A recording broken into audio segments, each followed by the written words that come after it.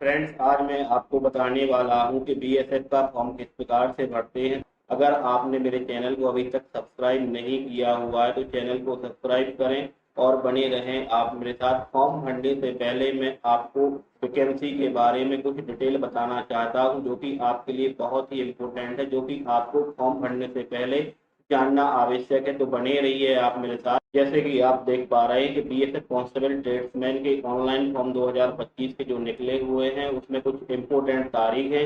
आपके फॉर्म भरने की स्टार्टिंग डेट 25 जुलाई 2025 है।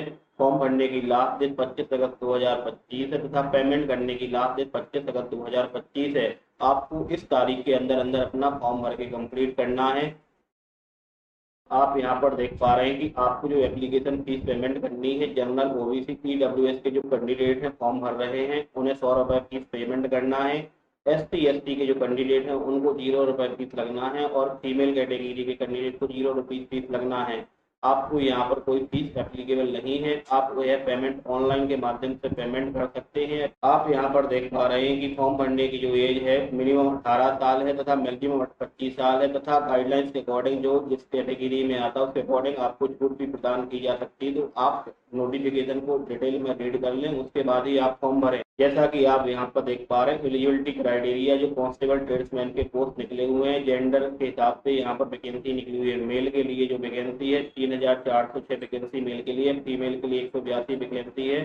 फॉर्म भरने के लिए आपको 10वीं पास होना आवश्यक है। अगर आपके पास आईटीआई का सर्टिफिकेट है तो आप उसके हिसाब से भी पोस्ट अप्लाई कर सकते हैं। फिजिकल टेस्ट की जो एलिजिबिलिटी है, मेल के लिए एसटी के लिए हाइट 160 सेंटीमीटर रहेगी और अदर के लिए जैसे ओबीसी ओबीसी एससी जनरल के लिए 165 सेंटीमीटर रहेगी और चेस्ट की जो साइज है वो 75 से लेकर 80 सेंटीमीटर रहेगी। और अदर के लिए जो जनरल कैटेगरी में आते हैं ओबीसी एससी एससी में ओबीसी एससी में तो 75 से 80 सेंटीमीटर रहेगी और फीमेल कैटेगरी के लिए एसटी के लिए 148 सेंटीमीटर हाइट होनी चाहिए और अदर कैंडिडेट के लिए 155 सेंटीमीटर हाइट होना चाहिए। फिजिकल एलिजिबिलिटी टेस्ट रेस की जो रहेगी वो मेल के लिए 5 किलोमीटर 24 मिनट में दौड़ना है, फीमेल के लिए 6 किलोमीटर 8.3 मिनट में दौड़ना है। बीएसएफ का जो सिलेक्शन का मोड रहेगा वो किस प्रकार रहेगा, सबसे पहले रिटन एग्जामिनेशन होगा, उसके बाद फिजिकल टेस्ट एलिजिबिलिटी टेस्ट होगा, उसके बाद आपको स्टेट के अकॉर्डिंग स्किल टेस्ट देना पड़ेगा, डॉक्यूमेंट वेरिफिकेशन करवाना पड़ेगा, उसके बाद आपका मेडिकल होगा, जिसके बाद आपका फाइनल सिलेक्शन की लिस्ट आएगी और आपका सिलेक्शन होता है तो आप उसको ज्वाइनिंग करेंगे। बीएसएफ का फॉर्म भरने के लिए आपको कुछ डॉक्यूमेंट की आवश्यकता होगी, जैसे एजुकेशनल डॉक्यूमेंट क्वालिफिकेशन में 10वीं की मार्कशीट, आधार कार्ड, निवास, mobile number, email ID, photo and signature. और अगर कुछ इसके अलावा डॉक्यूमेंट और लगते हैं तो आप वो डॉक्यूमेंट अपने साथ रखें तथा फॉर्म भरने के वक्त आपके काम आएंगे। इसके बाद हम ब्राउजर ओपन करेंगे और वहां से अपना फॉर्म भरने का प्रोसीजर चालू करेंगे।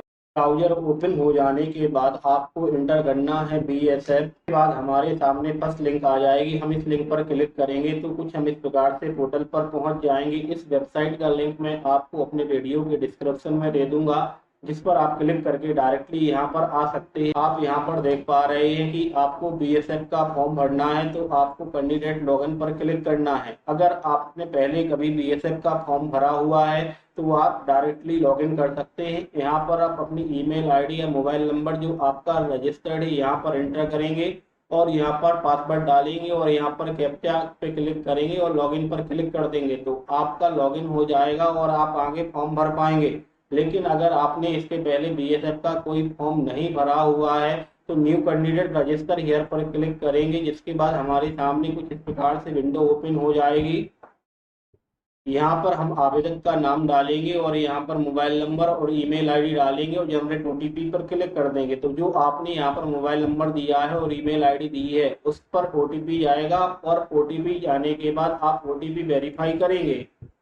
उसके बाद हमारे मोबाइल नंबर पर प्राप्त ओटीपी को यहाँ पर एंटर करना है और ईमेल पर प्राप्त ओटीपी को यहाँ पर एंटर करना है और सबमिट पर क्लिक करना है। ओटीपी वेरीफाई हो जाने के बाद आप इस पेज पर पहुंच जाएंगे। अगर आपने पहले फॉर्म भरा हुआ है तो आप माई प्रोफाइल पर जाकर चेंज कर सकते हैं। आप यहाँ पर देख पा रहे हैं कि आपको यहाँ पर आधार कार्ड देना है। इसके बाद आपको यहाँ पर आधार कार्ड का नंबर एंटर करना है। यहाँ पर आप कोई डॉक्यूमेंट दे सकते हैं, PAN card, passport, driving licence, Aadhaar card, voter ID. आप अपने हिसाब से इसको चुन सकते हैं और यहाँ पर उसका नंबर एंटर करेंगे।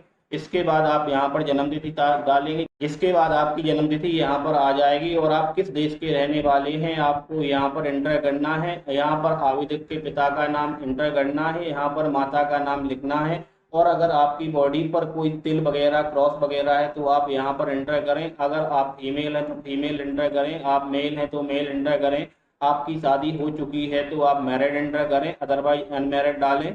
अगर आपके पास निवास प्रमाण पत्र है तो आप यस करेंगे, नहीं है तो नो पर क्लिक करेंगे। आप यस करते हैं तो आपको यहाँ पर निवास प्रमाण पत्र की जो इश्यूइंग डेट है वो डालनी है। यहाँ पर आपको निवास प्रमाण पत्र का नंबर डालना है। यहाँ पर आप किस धर्म को रिप्रेजेंट करते हैं यहाँ पर एंटर करना है। आप किस कैटेगरी के अंदर आते हैं, जनरल, ओबीसी, एसटी, तो आप अपनी आवश्यकता के अनुसार इसको चुन सकते हैं।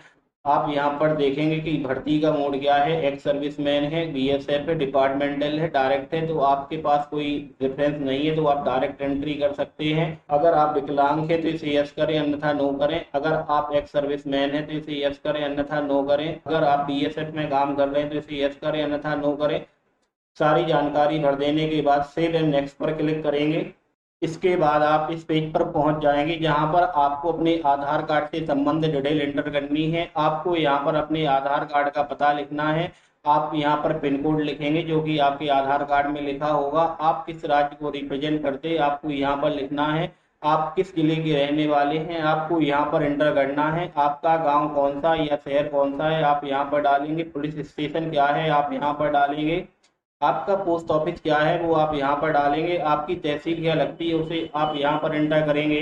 अगर आपका वर्तमान पता और परमानेंट पता एक जैसा है तो आप यहाँ सेम एज परमानेंट एड्रेस पर क्लिक करेंगे तो आपका जो यहाँ पर पता लिखा हुआ है वो पता आपका यहाँ पर आ जाएगा।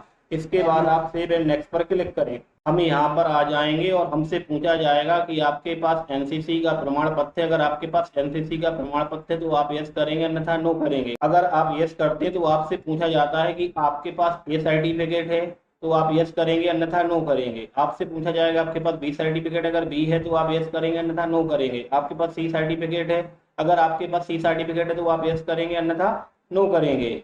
अगर आपके पास स्पोर्ट्स का सर्टिफिकेट है तो आप यहाँ पर यस करेंगे। तो आपको यहाँ भरने के लिए आ जाएगा कि किस स्पोर्ट्स का, अगर आप खेल वगैरह खेलते हैं तो उसका सर्टिफिकेट है नेशनल लेवल का तो आप यहाँ पर यस करेंगे। जैसे ही आप यहाँ पर यस करेंगे तो आपको यहाँ भरने के लिए आ जाएगा आप कौन सा खेल खेलते हैं तो आप यहाँ पर अपनी आवश्यकता के अनुसार चुने। आपके पास किस लेवल का सर्टिफिकेट है, इंटरनेशनल लेवल का सर्टिफिकेट है, नेशनल लेवल सर्टिफिकेट है, इंटर यूनिवर्सिटी टूर्नामेंट सर्टिफिकेट है, national games sport force school का सर्टिफिकेट है। अगर आपके पास कोई दूसरा सर्टिफिकेट है तो आप यहाँ पर अपनी आवश्यकता के अनुसार एंटर करें, उसी हिसाब से यहाँ पर आप एंटर कर दें। अगर आपके पास स्पोर्ट्स का सर्टिफिकेट नहीं है तो आप यहाँ पर नो पर क्लिक कर दें कि आपकी लंबाई कितनी है, आपका जो वेट है आप यहाँ पर एंटर करें। अगर आपके ऊपर कोई केस चल रहा है तो आप यहाँ पर यस करें अन्यथा नो करें। यहाँ पर आप देख पा रहे हैं कि आप कम्युनल गुजरात राइट्स हैं तो आप यहाँ पर यस करें अन्यथा नो करें। इसके बाद आप यहाँ देख पा रहे हैं कि 1980 से लेकर 1989 के बीच का अगर आपके पास जम्मू कश्मीर का निवास प्रमाण पत्र है तो आप यहाँ पर यस करें अन्यथा नो करें। उसके बाद आप सेव एंड नेक्स्ट पर क्लिक करें। इसके बाद हम यहाँ पर एजुकेशन डिटेल एंटर करेंगे। अगर आप 10th हाई स्कूल की डिटेल एंटर करेंगे तो आप यहाँ पर क्लिक करेंगे। यहाँ पर सर्टिफिकेट नंबर लिखेंगे। आपने 10वीं कब पास की हुई है आप यहाँ पर उसका ईयर डालेंगे, किस राज्य से आपने पास की हो, आपने किस बोर्ड से पढ़ाई की हुई है, एमपी बोर्ड, यूपी बोर्ड, जहाँ से भी आपने पढ़ाई की है आप अपने हिसाब से यहाँ पर एंटर करेंगे और ऐड पर क्लिक कर देंगे। जिसके बाद आपके सामने यहाँ पर एजुकेशन डिटेल ऐड हो जाएगी। उसके बाद आप और एजुकेशन डिटेल ऐड करना चाहते तो यहाँ पर सेम डिटेल एंटर करें, ऐड करें तो सारी एजुकेशन डिटेल ऐड हो जाएगा। एजुकेशन डिटेल एंटर कर देने के बाद नेक्स्ट पर क्लिक करेंगे। जिसके बाद हमारे सामने कुछ इस प्रकार का ऑप्शन आ जाएगा। अगर आप करंट में नौकरी कर रहे हैं तो आप यस करें अन्यथा नो करें और इसे सेव करके आगे बढ़ें।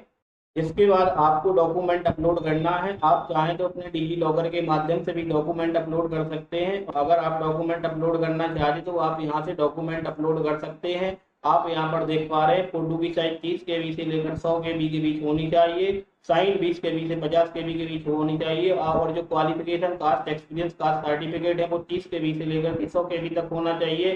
जेपीजी, PDF, PNG होना चाहिए। आपको जो भी एक्सपीरियंस है वो सिंगल पीडीएफ में होने चाहिए और आपको उसे अपलोड करना है। ये सारे डॉक्यूमेंट अपलोड कर देने के बाद हम यहाँ पर टर्म्स एंड कंडीशन पर क्लिक करते हैं और सेव एंड नेक्स्ट पर क्लिक कर देते हैं। इसके बाद हमारे सामने कुछ इस प्रकार का मैसेज आता है कि हमारा जो रजिस्ट्रेशन और प्रोफाइल है वो कंप्लीट हो चुका है। न्यू एडवर्टाइजमेंट पर क्लिक करते हैं तो हम यहाँ पर देख पा रहे हैं, नीचे की तरफ आते हैं कि वैकेंसी किस चीज की निकली हुई है। कोटा के अंदर कांस्टेबल की भर्ती के लिए अप्लाई करना चाहते हैं तो आप यहाँ पर क्लिक करेंगे, और ट्रेड्समैन के लिए आप अप्लाई करना चाहते हैं तो आप यहाँ पर क्लिक करेंगे। तो जिसके बाद हमारे सामने लिखा हुआ आ जाएगा पोस्ट, किस पोस्ट के लिए आप अप्लाई करना चाहते हैं। Painter, water carrier, carpenter, electrician, plumber, pump operator, tailor, barber, cook, जिस चीज का आपके पास सर्टिफिकेट है आप उसको यहाँ पर क्लिक कर सकते हैं। इसके बाद हमारे सामने मैसेज आता है मैट्रिक्स या उसके समकक्ष आपने जो पढ़ाई की हो वो रिकॉग्नाइज यूनिवर्सिटी जो आप यहाँ पर यस करेंगे।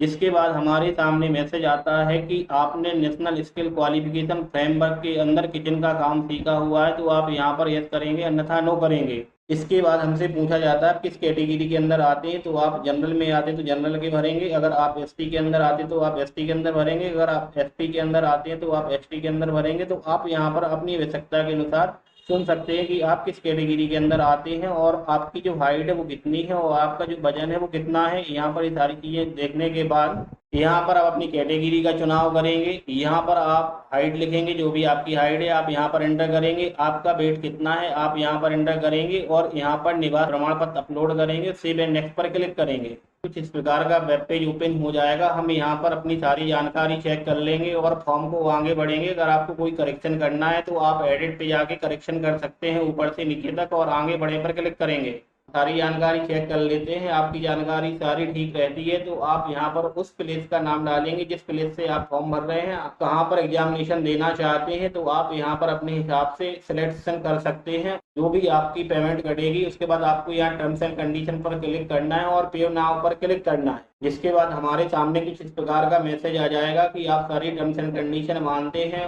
एग्री एंड पे पर क्लिक करेंगे। जिसके बाद हम पेमेंट गेटवे पर पहुंच जाएंगे। आप किस प्रकार से पेमेंट करना चाहते हैं आप अपनी आवश्यकता के अनुसार यहाँ पर पेमेंट का मोड सेलेक्ट करें। यूपीआई सिलेक्ट करने के बाद क्यूआर कोड सिलेक्ट करें। क्यूआर कोड के माध्यम से आप पेमेंट करना चाहते हैं तो आप यहाँ पर पेमेंट क्यूआर कोड पर स्कैन करें, पेमेंट करें। जिसके बाद आपका पेमेंट हो जाएगा। पेमेंट हो जाने के बाद आप इसे लॉगिन करके अपना प्रिंट आउट प्राप्त कर सकते हैं। बीएसएफ का फॉर्म भरने के लिए आप मोबाइल नंबर या ईमेल आईडी यहाँ पर डालेंगे और पासवर्ड यहाँ पर डालेंगे। I am not the robot पर क्लिक करेंगे और लॉगिन पर क्लिक कर देंगे तो आप लॉगिन हो जाएंगे। जिसके बाद आप फॉर्म भर पाएंगे। अगर आपका पासवर्ड मिसमैच बताता है तो आपको फॉरगेट पासवर्ड पर क्लिक करना है। इसके बाद हमारे सामने कुछ इस प्रकार का वेब पेज ओपन हो जाएगा। यहाँ पर email ID mobile number enter करेंगे जो भी लास्ट टाइम हमने डाला हुआ था और I am not the robot पर क्लिक करेंगे और सबमिट कर देंगे। यहाँ पर मोबाइल नंबर प्राप्त ओटीपी को एंटर करेंगे और यहाँ पर जो भी आप पासवर्ड बनाना चाहते हैं यहाँ पर पासवर्ड एंटर करें। दोबारा से वही पासवर्ड एंटर डालें। I am not the robot पर क्लिक करें, सेव करें। जिसके बाद आपका पासवर्ड बदल दिया जाएगा। वीडियो देखने के लिए आपका बहुत बहुत धन्यवाद।